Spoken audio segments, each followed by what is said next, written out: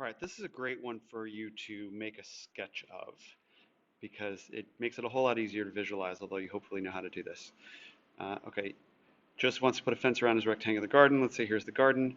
His garden measures 33 feet by 39 feet. Now, actually, let's say that that's not the garden. Let's say that uh, this is the garden inside, okay?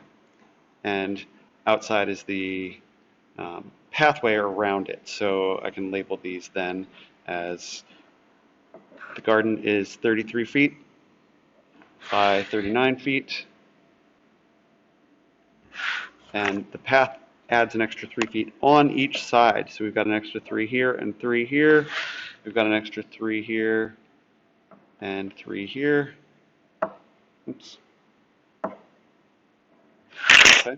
So if we were then trying to find out what is the full length around the outside, we'd say this here is 33 plus 3 on each side.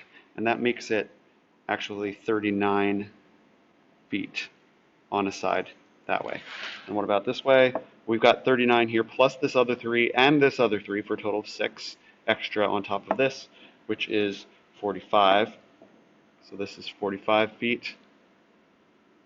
And what we're doing here is we're finding, they want us to put a fence around it. Okay, so it's a perimeter problem.